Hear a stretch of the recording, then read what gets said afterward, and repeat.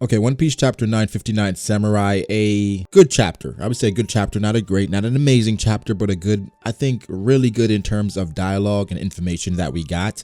It's a lot going on in this chapter because it's going back to two days before the battle, and it's giving us some more context as to what happened. If you remember chapter 958, it left off in which we didn't know exactly what happened to Luffy and the others and why they didn't get to the port. In 959, it cleared a lot of that up, and I mean, a lot of speculations were there around what happened, but now we have a good idea as to, you know, Orochi and how, well, not how he found out information, but what he did with the information he got. I guess we can start with the cover page, and it's, you know, Capone, they've entered Dressrosa, and they're just saying Capone and Lola, or Capone and Chiffon at this point, they're in Dressrosa and it's battle scarred, right? Because Dressrosa, we know everything that happened with Doflamingo, and you're still seeing the bird cage lines on the ground. Because remember the bird cage, the whole countdown that they had with the bird cage just going through the town, and you see the lines, and as far as how it decimated the outskirts of the town where everything was just rolled into the middle. So you still see that in Dressrosa. So that's pretty cool to see. That was pretty much it for the cover page. The numbers in regards to how many people Franky's getting the ships ready for keeps changing. Like in this chapter he said 5,000. In chapter 954 I believe he said 100,000. So we're not sure exactly what Franky's doing with the ships. Somebody was asking, did Franky make some dummy ships just in case the original ships were attacked? That seems like something Franky would do just because he wanted to make so many ships. But in this chapter it said that Franky was making or getting ships ready for 5,000 people. It then said that Usopp and Franky, they were leaving to meet up with the others in Amigasa village. Another interesting thing is that they were bringing weapons in from Ringo. Remember Ringo, that's where Yukimaru had all the weapons that he'd collected for a long time. Another thing is that they apparently raided one of the ships that was going to be exporting weapons, because they found weapons and said, hey, there are plenty of weapons here that were going to be exported. We're going to use all of those. So they got the weapons from Ringo and have the weapons from the ship that was going to be exported from Wano. Remember the people that were talking to the representatives for the world government, and also that meeting that Nami and Shinobu, they were spying on. So there's a lot of things there that they could use, and they managed to take advantage of it by getting weapons from these two places. The goal here is to obviously raid Onigashima, right? But they have to play it smart, and they're saying that they can't leave too early because they don't want to draw unwanted attention. So the goal is to leave once Orochi's procession departs from Onigashima and the capital. They're already celebrating, and then nobody's going to pay them any mind. They mentioned the pair of birds indicate that they will assemble before sunset. I'm not sure exactly who the pair of birds are. I'm not sure if that's a callback to the actual insignia that they had to basically gather all of the samurai. But they said a pair of birds, and I'm not exactly sure what that means. If you guys know, you can just put it in the comment section. Maybe it's something simple that I'm missing. Another thing is that I went back and I reread a few chapters, and it said that Robin said that based on her intel, she got there would be 20,000 people with Kaido and 10,000 people with Orochi. And then, so that's 30,000 people. But in the last chapter, it mentioned 40,000 people. So 10,000 people came out of nowhere. Oda is telling us something with these numbers. These numbers are going to make a lot more sense going forward. I think when I have some time, I'm going to go back and read and see if these numbers correlate, if there's a cause and effect somewhere else in the story. Well, obviously in Wano.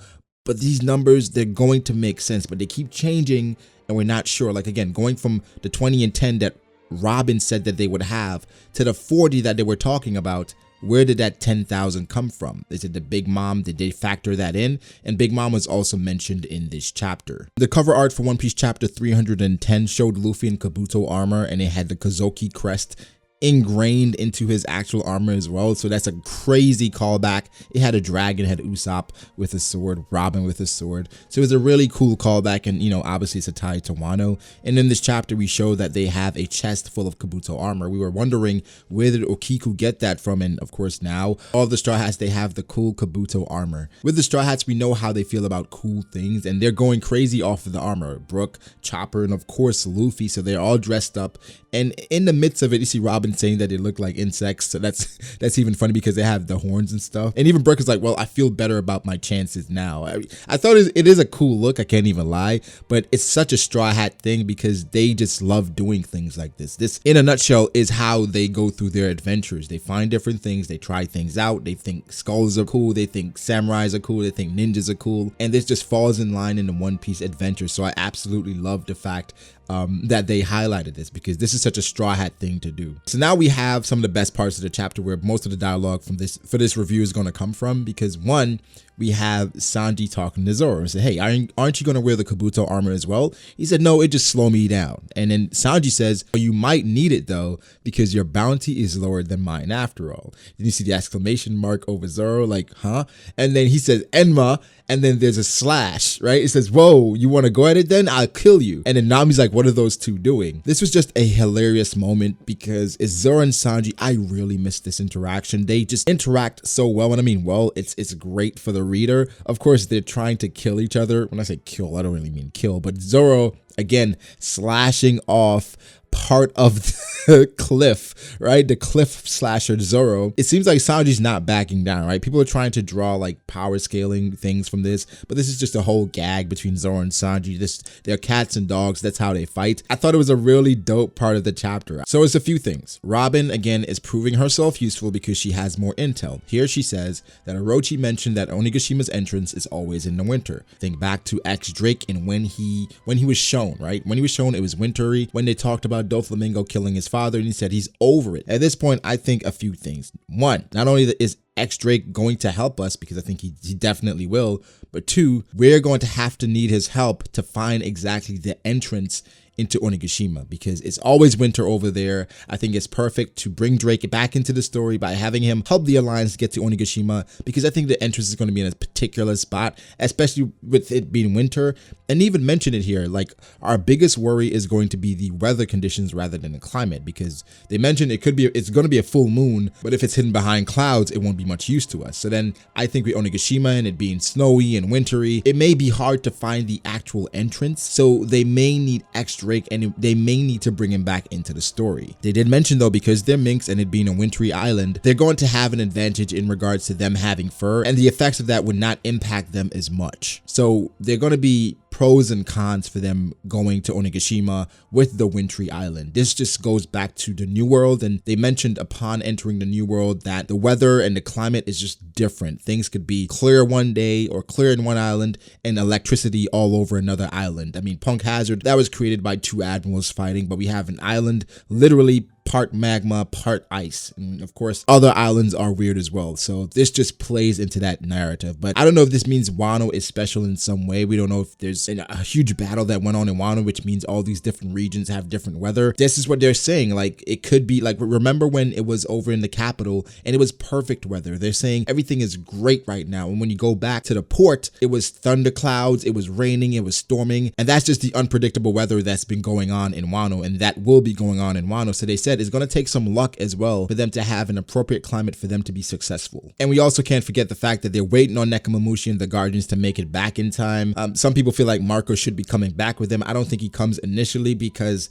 he's sending a message with Nekomamushi to Luffy. I just don't know exactly when Nekomamushi is coming back. I expected him to be back by now. They need Nekomamushi and the Guardians to make it back. Going back to Luffy and chapter 959, right? Chopper asks Luffy what's wrong. Luffy says that Big Mom is here, but Jinbei still hasn't come, but he's the reason why we were able to escape. And they had a callback in which he told Jinbei he will wait for them at Wano and he must come. Luffy mentions Big Mom. There was not a great reaction to Big Mom at all. Nobody said anything. And, you know, like we discussed in my reaction earlier today, a huge theory going around was that Zoro was going to get mad once he heard about Big Mom being in Wano, because the cause of Big Mom coming to Wano, he was initially blaming Sanji for engaging with another Yonko. That's not really the case, because Luffy was the one that engaged with Big Mom first and actually threatened Big Mom. So, you know, Sanji going after Big Mom or going to Big Mom, it made her job a bit easier because she didn't have to go all out and come to find Luffy and all that, and Luffy had to go to her. But at the end of the day, Big Mom was going to come after Luffy eventually. Regardless, there was not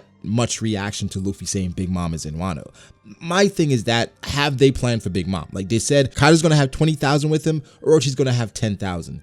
Was the 10,000 additionally added on? Was that the Big Mom part? Was that taking into consideration Big Mom's troops? We don't know, but I don't think Big Mom as a threat has been taken seriously by the Alliance as yet. It seems like their focus is Orochi and Kaido, and the thing is they don't know about the Alliance yet. I'm not sure if they meet up with X Drake and X Drake enlightens them, because I expect X Drake and Law to be working together. X Drake gives Law information and Law lets them know, hey, this cannot happen right now because Big Mom is currently working with Kaido. We need to regroup and we need to figure out exactly how we're going to approach and attack 2 Yonko. Not just 1, 2 of them. Zoro's reaction to it was just like, well, he'll be a great addition. And I guess Zoro said, well, if he's alive, he'll come. And Luffy's like, he's definitely alive. He will come. So I think he's definitely alive and I think he will come. A few other things were also mentioned. In Ebisu town, the witching owl boy actually came. But the thing is, he didn't rob anyone. He actually left money there. So he's trying to provide sustenance for the people. And in some ways, he's helping the Alliance because the Alliance needed a lot of resources to sustain the troops that they have marching to Onigashima. In Okabori town, Hold'em, he's back up and he's asking questions about the hideout and everything that's going on there, because he's saying, why are they continuing to steal food from the farm instead of just coming here for revenge? And he wants to know exactly what's going on, like what's the method to this madness. And the people there, they're starting to piece things together by saying, wait, are the 9 scabbards or the rumor about the 9 scabbards responsible for the missing food? And they're saying, if that's the case, we cannot give them away, because for these people of Wano, this is their last true hope, and they're trying to make sure that they help as much as possible, even though their help is limited because they're stuck where they are. Otsuru, Kinemon's wife, actually stepped up and was going to,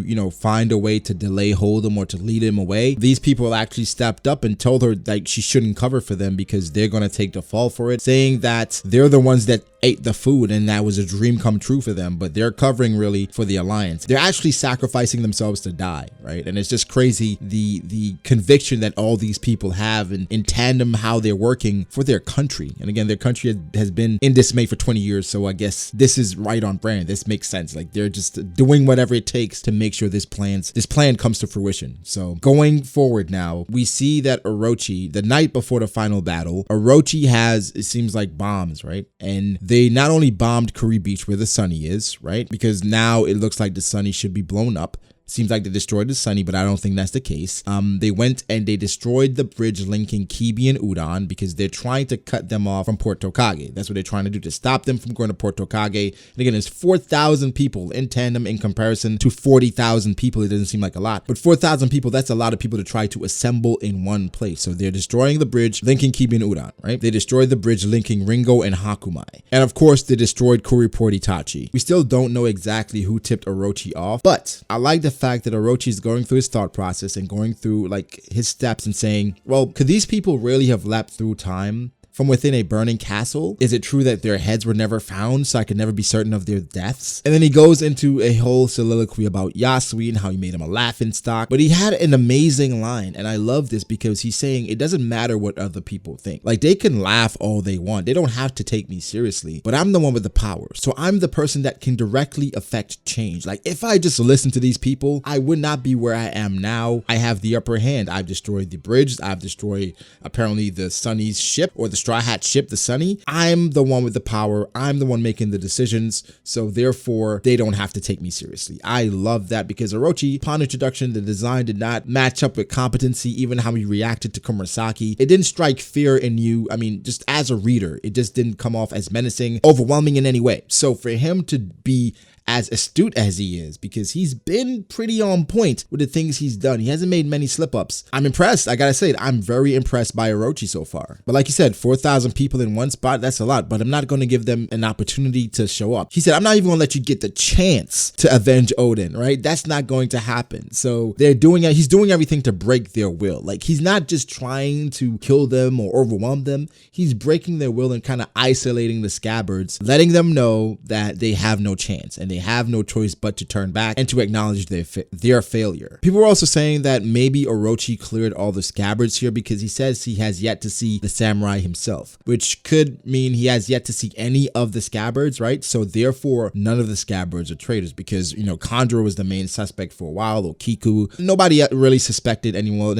else. I mean, Kinemon, not really. Shutzenmaru was a big one as well, but now saying you hadn't seen any of the samurai yourself, does that clear everyone? you know? So, and this was him by himself just talking. So it's not something where the Orochi's trying to deceive someone. So that may be a thing. Now at this point is dire straits. Some are ready to stop, but Kinemon is saying we cannot stop. Because when you think back to the chapter, the sacrifices that the people in Okobore town they're making, because they're sacrificing their life, essentially saying that they took the food for the Alliance to actually thrive here. And Kinemon is saying we can't wait another year. We'll never get another chance to do this discreetly. And I think if they actually manage to pull it off, it'd be even better, because Orochi thinks that they've been wiped out, or they've been, you know, they're done. He says our capture of Udon will be exposed. Kaido will send men to just, you know, kill them and hunt down every rebel. Again, like I mentioned, they can't steal any more food. And then there's reports of what happened in Korea, in which the people of Okobore town, they put their trust in them to win. And Okobore town was burnt to the ground, because this is basically telling us what happened to Okobore town, because it ended off with them basically covering and saying they're the ones that took the food. So everything, all of their possessions, the little that they had, was burned to the ground by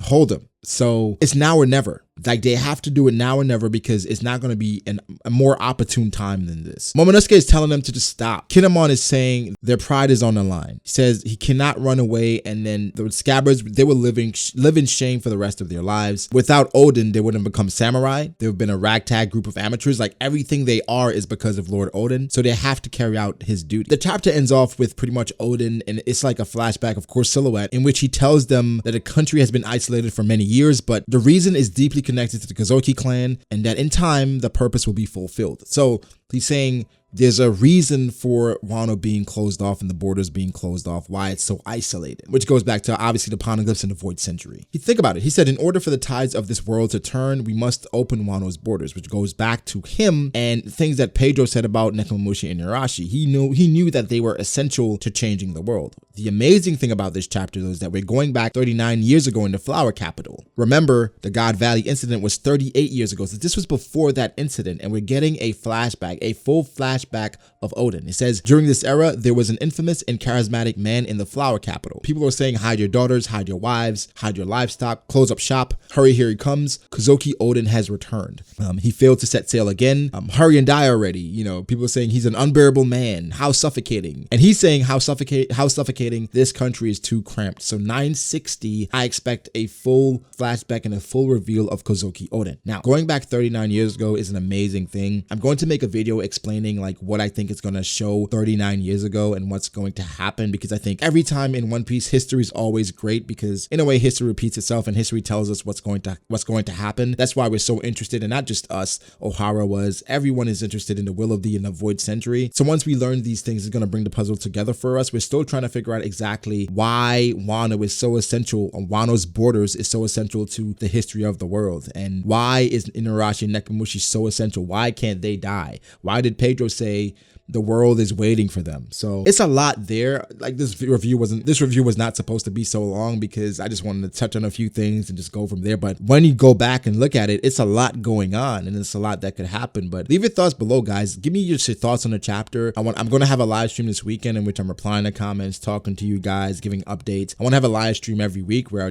I'm just talking about things and just updating you guys on like my thought process and videos that's coming. So like the video if you enjoyed this review. Subscribe to the channel for more content like this. Follow me on Twitter at BragoDAce. Link in the description below. Follow me on Instagram at BragoD.ace. That's also below. So we can interact, talk about One Piece, whatever anime you guys want to talk about. Just let's have a good time. So again, like, subscribe, and I'll catch you guys in the next one. Peace.